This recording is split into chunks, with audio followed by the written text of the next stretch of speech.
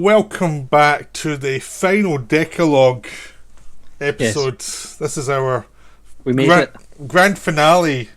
Yeehaw! Woohoo! Yes, We've got to impotence and stamp collecting. We've yes. finally made Doesn't it. get much better than that. Yeah. And for the first time in this series, I actually get the more difficult one to explain.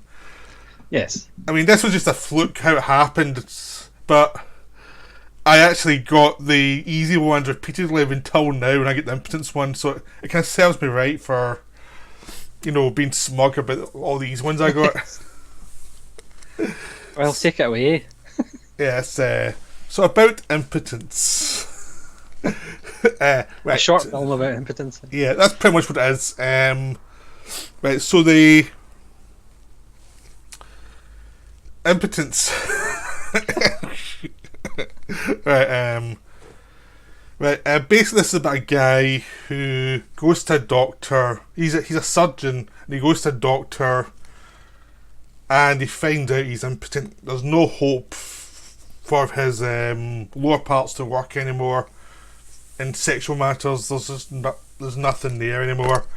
So he has to go and. So he's pretty disturbed by that because you get the feeling that means a lot to him. Like, it's something Yes, part of the culture that something means something to him. Is that his dick works basically? uh, so so he has to go back and tell his wife that the sexual part of the marriage is now over. Or at least one part of it anyway. Like, he cannot function that way. So he says to her, if you want to get a lover, that's fine by me. I don't want to ruin your life by that. yes, I'm okay with that. Which is, of course, total bullshit.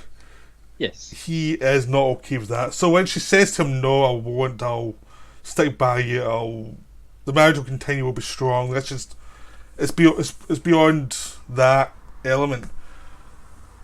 He believes him, of course she goes to love her after that anyway. She has this lover, this young man. Of course he starts to bug the phone, which is a step up from the telescoping from an earlier film.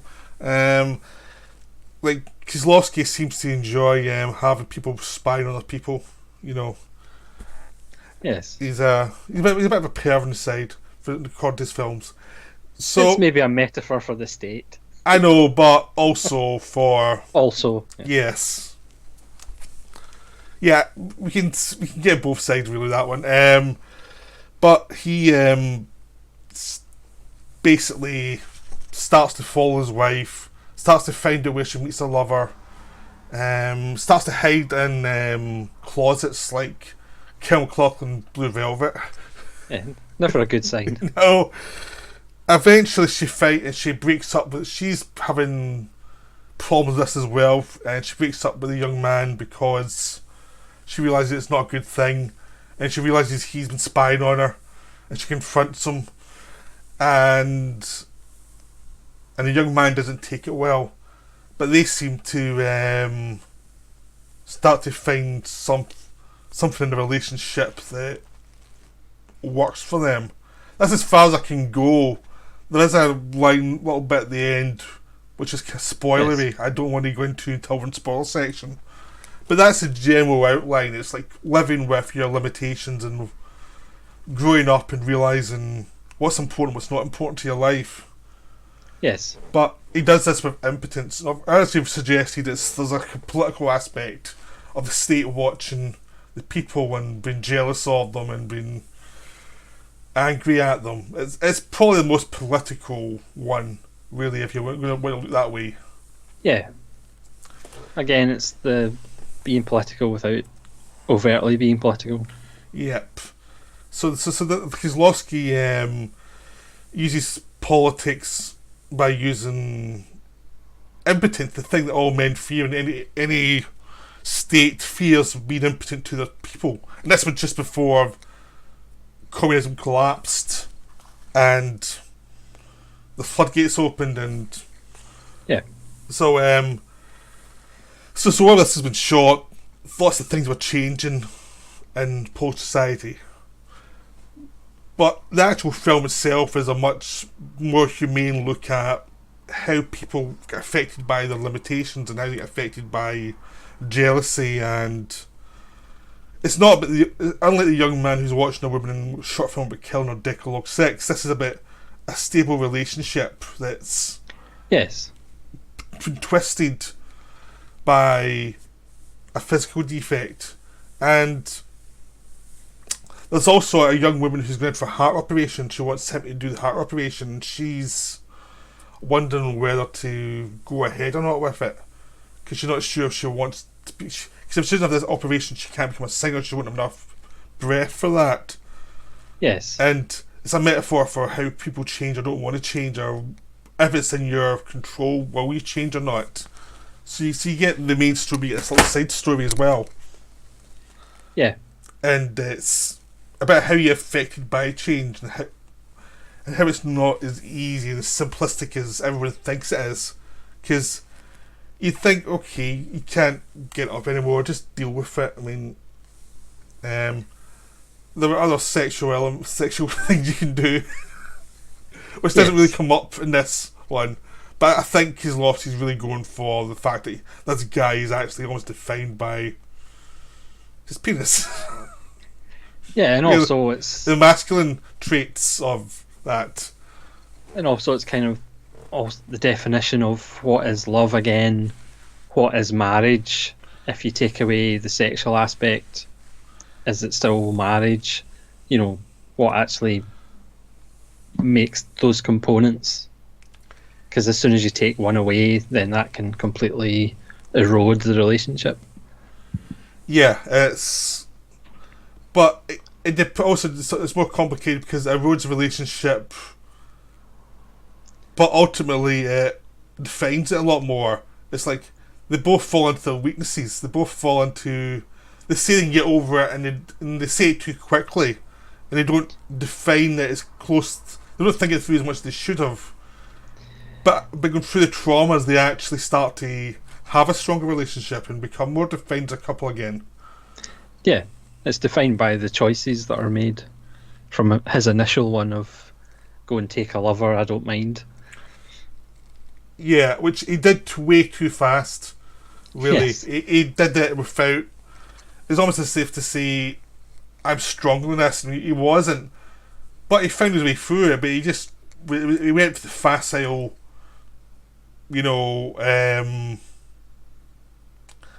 reaction rather than going for a deep reaction. Yes. And the wife was, I think, always a bit more suspicious about that. And she reacts by taking a lover to see if it matters or not. It turns out it matters to her that she's taking a lover and it doesn't feel right to her. Yeah, it's not as if she's in love or anything like that. It's just the physical part. And it's just not satisfying for her because there's no emotional attachment.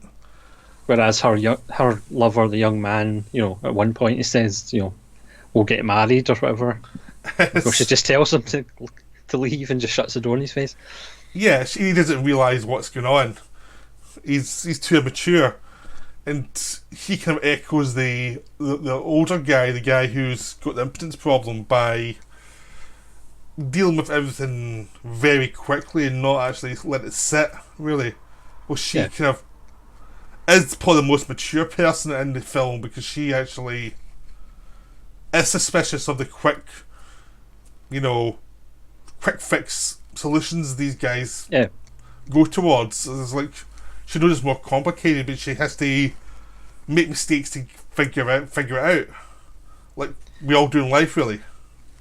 Yeah, because that's essentially what the series is about. It's about moral dilemmas and the choices that we make. Yeah. I also think one thing with the series is people make choices, but then they can pull it back and realise those are the wrong choices, and it's more it's a complicated situation. It's never black and white. Yeah. For trivia buffs, obviously, if you're keeping score, the character who is the witness makes a really early appearance, even in the opening titles. Yeah. And he makes an appearance later in the film. And also the character with the choice of, do I become a singer even though it might kill me, is kind of foreshadowing of the double life of Veronique. Yep. And it's the first appearance of the music by Zbigniew Preisner of Van den Budermeyer, which was the composer that Preisner just made up, which also appears in the Three Colours trilogy. Because I remember seeing it and then looking for Van den Budermeyer CDs, and of course they don't exist because they just made them up. Yeah. So that foreshadows later Kozlowski work as well. Yeah, so most people create fake authors. He creates a fake musician. Yes. You know, he's different. Yeah, I spotted the heart one, but I never brought it up. But the musician thing I never noticed. I never knew about that at all. So, yeah, it's just as soon as I hear those names, I remember searching through, trying to find CDs of this Van den Budermeyer. It doesn't exist. Yeah, he conned you, basically. Yes. Yeah. This one I think is one of the stronger ones, but it's not one of my favourite ones. It's a really good one. Yeah, I was going to say it. This is the one that I kind of remembered the least about, I think. Yeah. But it's still, again, very much like the False Witness one. It's still very good. Yeah, I liked it better. What do you mean the False Witness one? Was that the one about the war crime? Yeah, the professor and yeah. I liked this one better than that one. I thought it was a stronger one.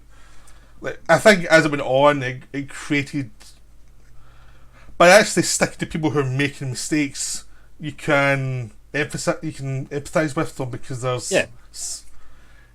it is a difficult situation, and they jump into bad ideas, but it's. I mean, early on, he contemplates suicide because he can't, basically he's impotent, which is a bit extreme. He's in problems working out how to live, because I think his sexuality defined him, because he's like a big surgeon and he's important in society. He finds that's a big part of his identity, and when something important's taken away from it, he flounders a lot more than he thought he would. Yeah, because surgeons are viewed as kind of gods in some level and chosen people and whatever. So if you're taking that power away from them, it's going to have quite an effect. Yeah, I mean, it becomes a problem for him, but it's also, again, because he's kind of very. He's immature in a way that he doesn't expect him to be, because he hasn't been challenged by anything for a while, and he finds he can't handle emotions as much well as he thought he could, and he becomes very childish in regards to his wife, like sneaking up on her, recording her, and it becomes very pathetic in a way that a lot of the recordings of communist Russia were very pathetic and silly and sad, and then became really tragic. Yes. It becomes this kind of thing where you actually see the humanity of him, be able to see, like, this is getting really sad now. Like, it is a bit like a short film with Killing, but he's older, he should know better than the guy from that. Yes. But he doesn't, he's not matured that much, he's still got that, there is a kind of boyish quality to him he's never really reckoned with, because he hasn't been forced to until now. And he has to look beyond himself and look to his wife and what she actually is, rather than the kind of facile marriage they had before. And it's like, is it as deep as he thought it was, or does he have to change a little bit to make it work? That's my interpretation of it. Yes, I think I would agree. Yeah, I think this one's difficult. It's a simpler story, so it's hard to talk about, because all the nuances of how they react to the situation, and you see that by watching the film. There's fewer plot points to actually discuss that twist it around. There is something toward the end that we'll get to when we go into the spoiler section, but it is a harder one to talk about, I think, because there is less plot to talk about in this one. Yeah, it is atmosphere. So do you want to go into the next one, and then we'll come back to spoilers in this one after we've done the next one? Yes, I think that's fair. Decalogue episode 10, the final episode we finally got here. And this is as light-hearted as Shizlowski gets. It's about two brothers, one who is in a punk band, the other one who's more straight-laced. You get the feeling they don't really see each other that often, but they're brought together when their father dies. And again, he seemed to be a kind of absent father who didn't really treat the mother that well. And they find out in this small flat that's got security and locks that he has a stamp collection, and quite a valuable stamp collection. So at first they're kind of not really interested, and then somebody comes in offering to take the stamp collection off their hands to settle a debt, and then they kind of realise there might actually be some money in this, so they get it valued, and it costs 250 million zlotys. Again, I'm not quite sure what the exchange rate was in 1989, but I'm guessing that's quite a lot of money. So it's this thing of the choice. If they sell it, it'll solve all the problems. There's a nice scene where the guy says, well, this stamp would buy you a Fiat, this stamp would buy you a large foreign car, these stamps would buy you a flat. But then they kind of come to a mutual agreement of, let's actually keep hold of it. So again, it's really about possession, and as collectors, as both of us are, it's kind of the value of how long it takes you to create that collection, and do you just sell it off quickly, even if it's your father's, and even if your father wasn't particularly close to you. And then they get involved with other stamp collectors and stamp dealers.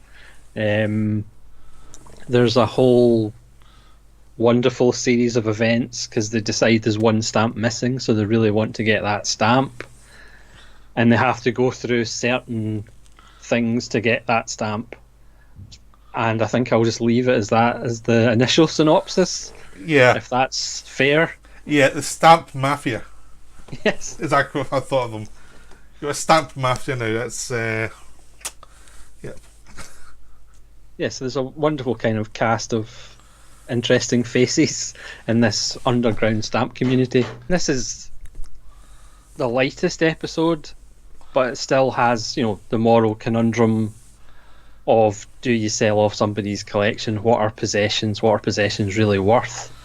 And when you get essentially handed a golden goose, do you just cash it in? Yeah, it's kind of a Sergio Leone episode, as I like to think of it. It's all these faces and crime, and they're after this obscure thing that will make them rich. But what do you do with that after that? Is like because they actually find some worth in doing it in the actual stamps, and suddenly feel like children again because their adult lives have become cynical and compromised. Yeah, there's a beautiful scene on the balcony of the flat where they're kind of overjoyed because this is almost like their safe place where all the other problems of their lives don't really matter because they're kind of in here, and they're just, like you say, back to kind of having a childhood, and you get the feeling that this has brought them together because they're not necessarily that close, but they certainly have become close because of this event. Yeah, there is something intriguing about their relationship suddenly that they didn't feel before. That there's a bond there that suddenly wasn't there because they had, one was very much into society and one was very much almost childish punk rocker saying society sucks. Like he was obviously reacting against his father not paying attention to him. He's going to the extreme, and the other ones try to be a good member of society.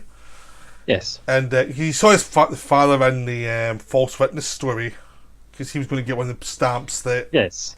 See, I do notice these things. Yeah. Yep. Amazing, eh?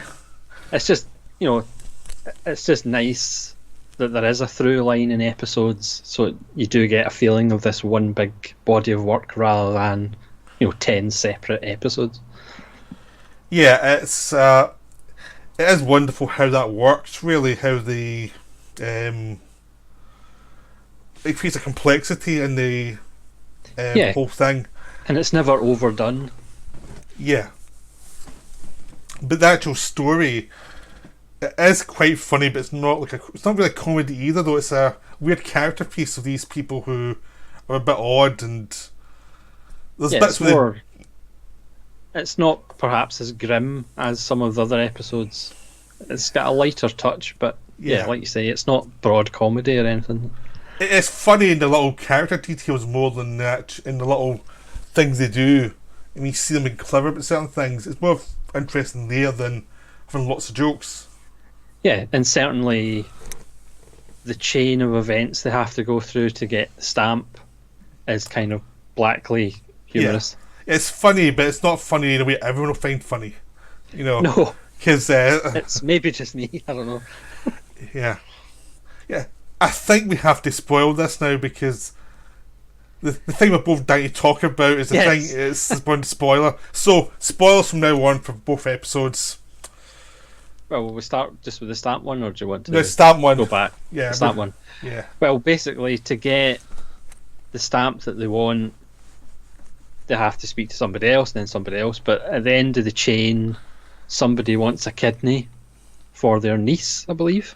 It's not a daughter.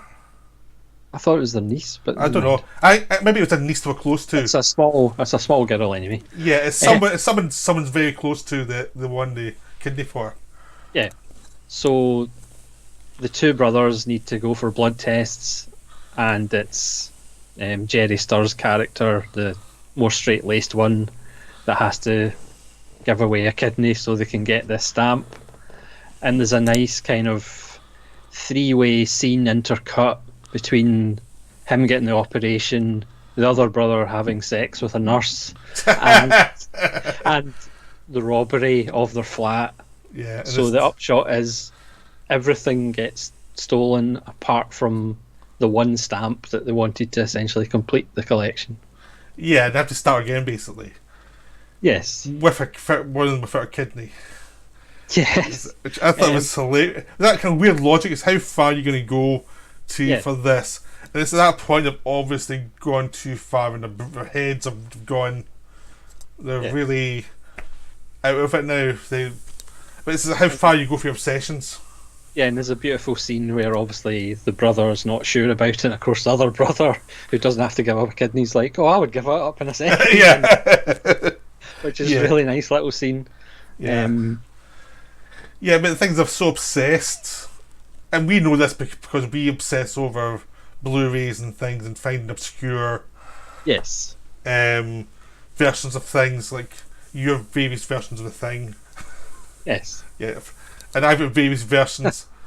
I mean, we're talking about someone who's got more than one version of Exodus 2, so I can't say Fair enough. I think you win that argument. I gotta win every weird argument.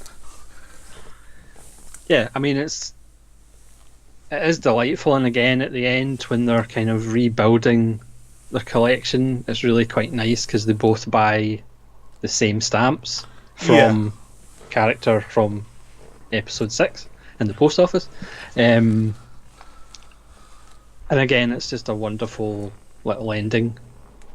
Yep, I think that's quite it is a very nice way to tie it up. It's like it's also good that the Decalogue doesn't go out in a downer. It actually goes out in a little bit of humanity. That these people have been taken down a peg, but they've actually found some humanity and bonding with this.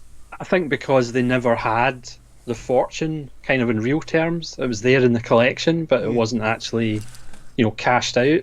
So it's not as if, they could be better about it, but it's the fact that they never really had it in the first place.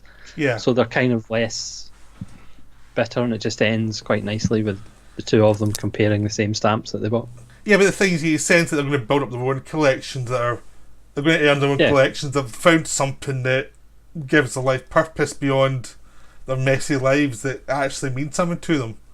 That actually makes it optimistic. And even with a silly thing like stamp collecting, we've all got those silly things that we do and obsess over. And because again, both probably obsessed over some really strange films, getting copies of them. Yes. And we understand that it's that thing of owning something that's unique and different and that most people wouldn't appreciate. They've actually found some passion. Yeah. Which makes it very humane. Yeah, and also the fact they kind of work out who did it, and it's almost as if, you can't beat that establishment of the stamp mafia. Yeah, I know the stamp mafia did it. And it's like all the people they saw, they all conned them, and they're all like up to no good. It is like almost this weird kind of low rent conspiracy of it's like something Fritz Lang would turn his nose down at, like these are losers. But that's your conspiracy. Yeah.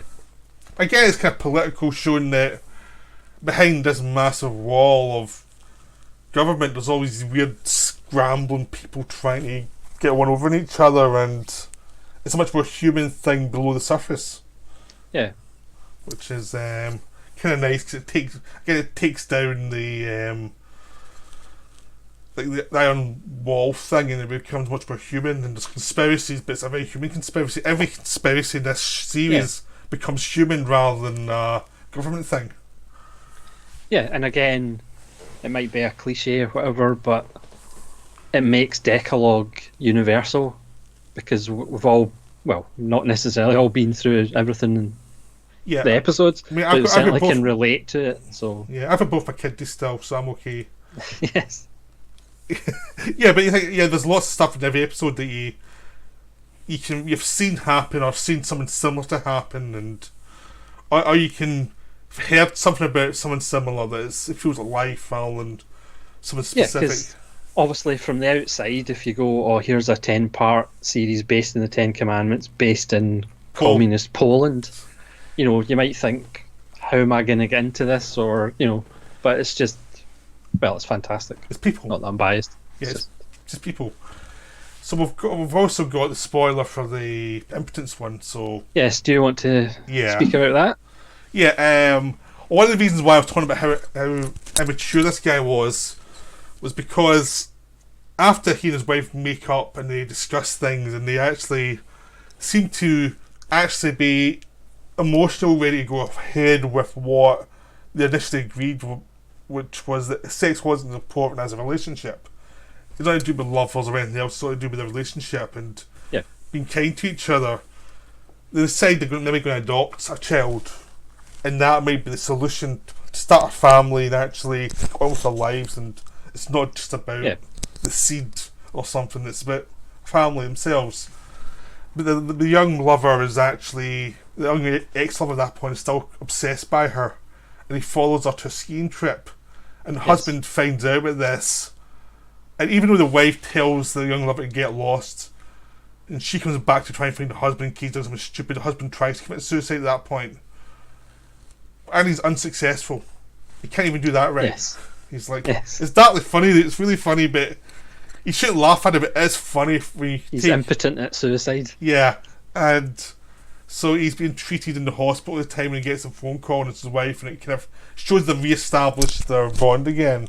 That he'd overdone it, he'd kind of taken something to mean something it didn't, and again it shows he still hasn't grown up entirely, and it shows the downside of taking a lover in the first place, that there were consequences to it. It was darker than, like, these things do have consequences. So obviously it's going to make their marriage tougher again, but again they suggested they will survive, but it's just going to be they still have some growing up to do, really. They still have, they're not quite there yet. Yeah, I mean, again, like all the episodes, it's generally left for you to think about. Yeah. Nothing's ever kind of, oh, this is it. Yeah, you're never quite sure how bad his injuries are, though. It could... Yeah, he seems to be in a full body cast. Yeah, it looks like he's going to have some troubles for a while. You don't know if he's paralysed or anything, but it's... Yeah. He just makes matters worse for himself. And it actually is more strange and darker, more dark funny than the kidney thing. Yeah. Because he kind of has it coming for being a moron.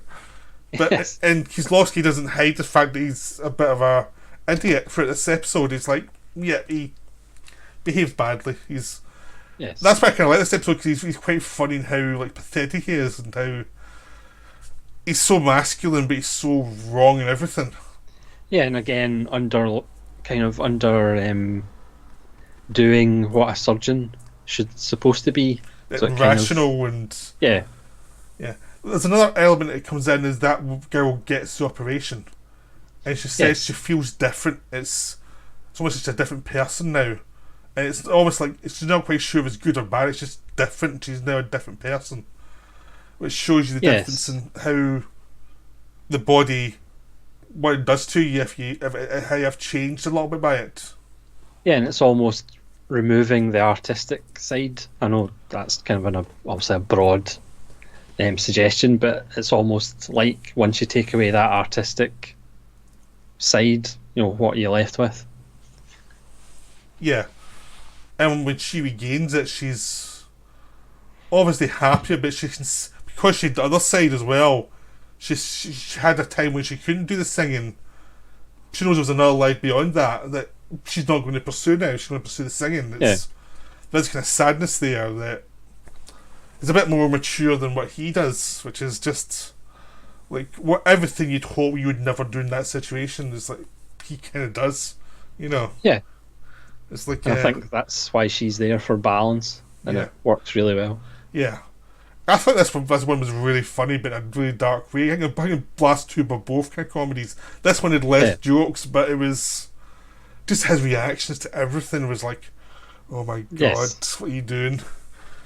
It's so wrong in it is almost like a piss take of the surveillance state of like these great surgeons who are on top of the world but who can't like tie their own shoes type of thing. It's like it's really funny, but in a very dark way, especially that ending, which is always the fall of communism.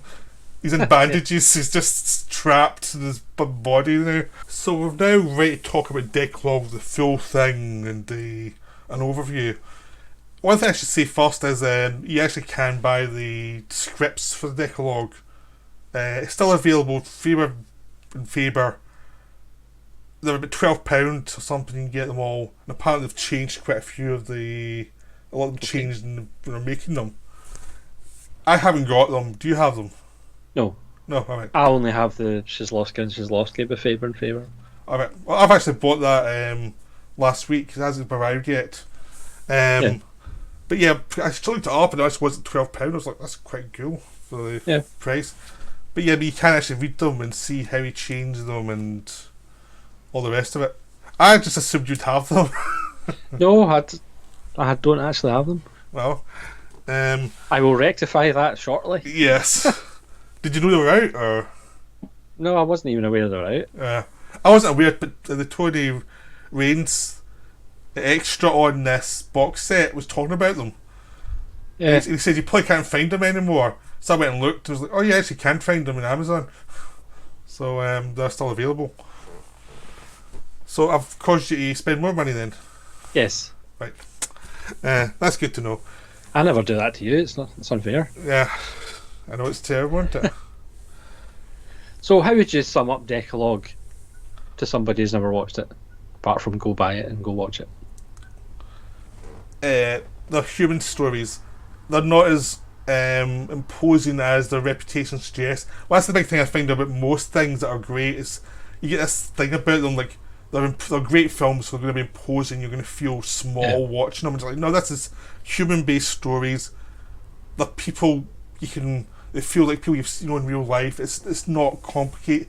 It's complicated in the themes, but it's not overly complicated in the story. The story tells you stuff that is pretty simple and you can follow quite easily. It's just there's a lot underneath. Yeah, they're very grounded in reality, and like you say, they're easy to get into, and even in the short format of under an hour, you generally get hooked in fairly quickly and you want to see how it plays out. And a lot funnier than people think they're going to be. That's the other thing, is they are funny. Yeah. It's like, it's another thing you find about a lot of films is like, people always leave out that they're funny, and these ones are funny. I mean, like our podcast, we've had laughs about quite a few of them, like some of the stuff the characters do.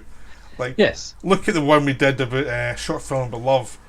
We were Yes. laughing a lot during that one, and this one, the kiddie thing, we were pretty amused by. So there was a lot of jokes in there that, again, I don't think people get that there's it's humanity in the same way oozes with humanity, where it's not about like massive themes and putting you off. It's about Yeah. people and life, and it may be a different culture from you, but you realise all cultures are ultimately the same. There's And again, basic human nature.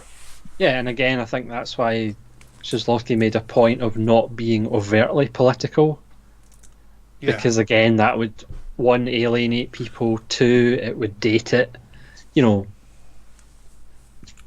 So he rather showed the conditions that people were living in, the conditions of hospitals, police, that kind of thing, rather than making it overtly political.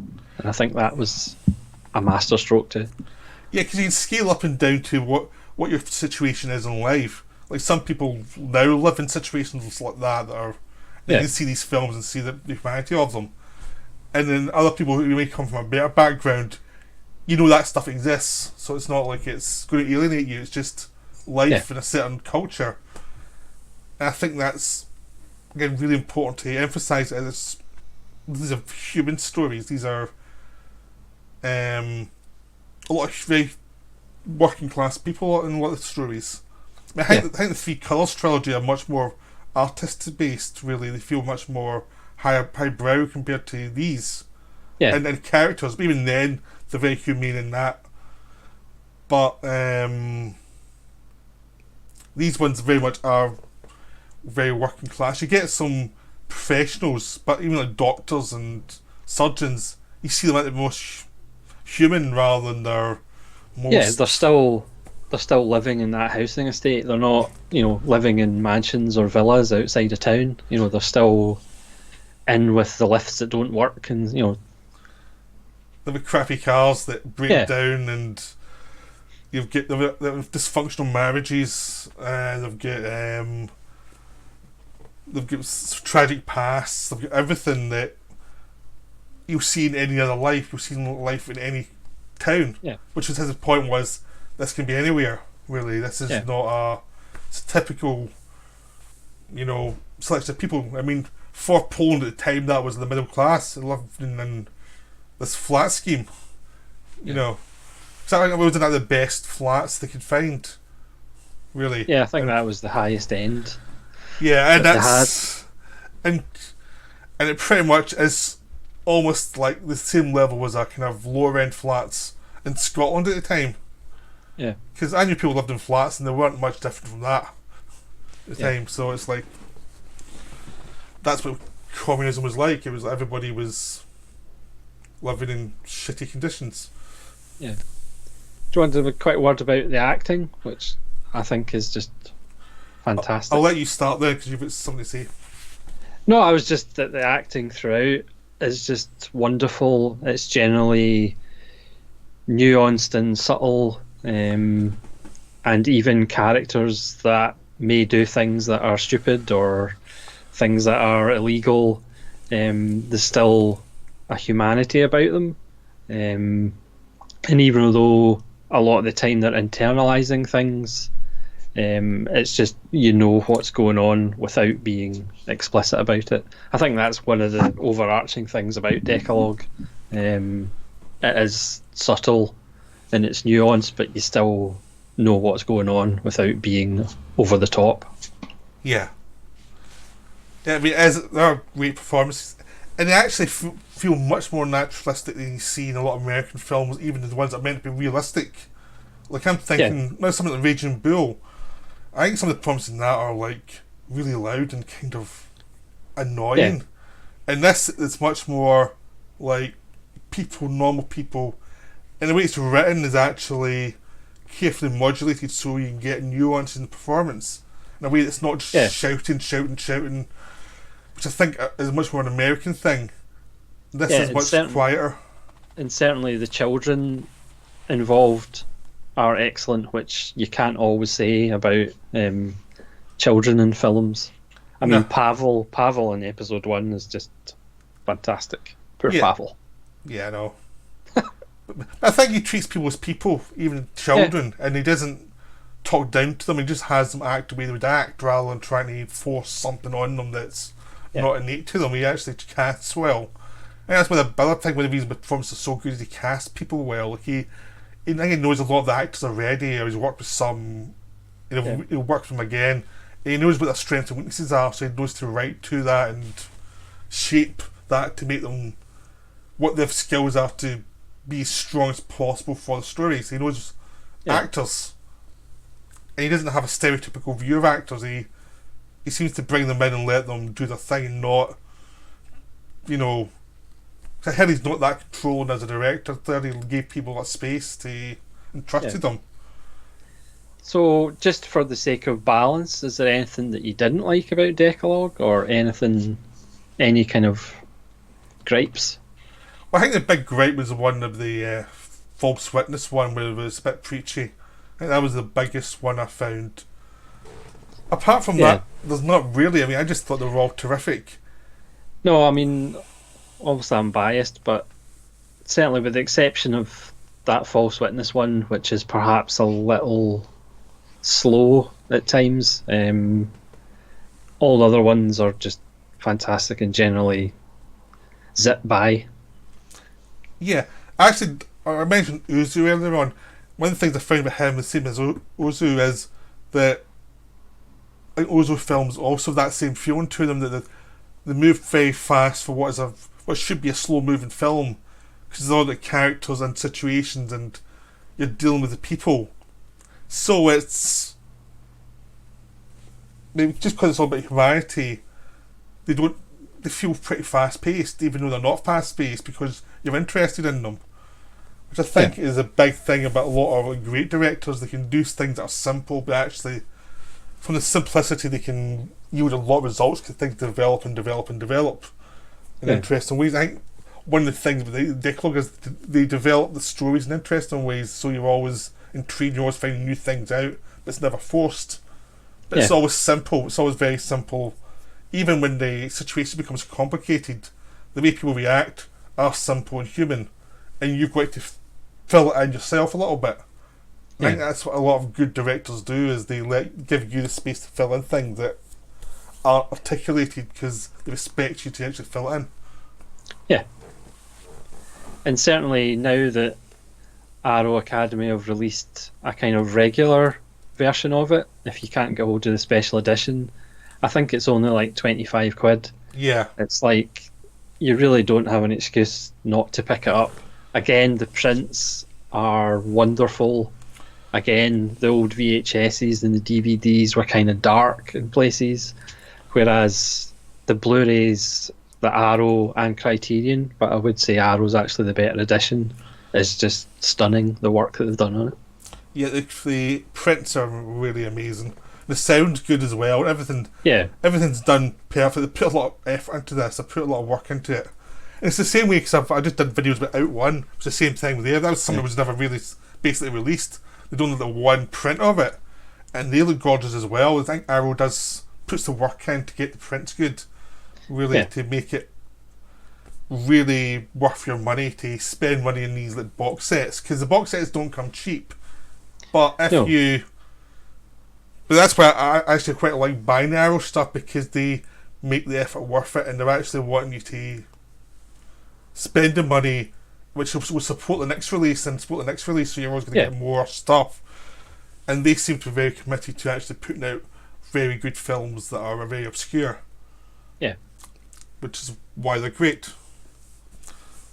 So I think we would both say that we highly recommend it, and if you haven't seen it, it's well worth investing and checking it out. Yeah, and also just to say that this was a great series of videos to do, just to enjoy the films. I mean, these podcasts are a plus, but the actual main thing for me was watching the films again and enjoying them and seeing them in the perfect quality. That was the real thing that was worthwhile making the videos for, is to actually get motivated to watch the films again, because I'd seen them, but I hadn't seen them for a while. But yeah, I mean, I really enjoyed watching them again, and obviously it is quite, sad when you watch Szaflowski stuff, just because you know that there isn't any more Szaflowski stuff. But I mean, the stuff that he did levers are just fantastic. Yeah, it's amazing, and this is probably the big kind of centerpiece to his career. Almost, I guess this is the thing that some people think the Three Colours trilogy. Those are just small 3 films. This is like a full 10-hour thing. I mean, if he had only done this, he would still be one of the great filmmakers. Yeah, I think it's quite an accomplishment. And then when you watch the Three Colours trilogy, you think, this is a great accomplishment. So he's that kind of director. Yeah. So we hope you enjoyed the series. We enjoyed making it. Yes, and a lot of fun.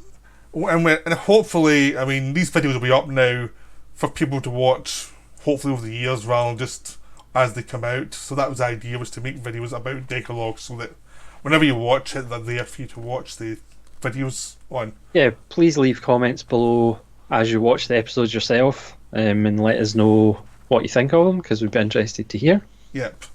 And we'll still be checking as the time goes on. We're not just going to ignoring comments in the first 2 days. That's it. No, we'll keep looking at the one channel, so we'll get. Yep. So we'll keep an eye on things. So I hope you enjoyed this. And I hope you enjoy whatever we're doing next, because we're still to try and discuss what we do next. So bye for now.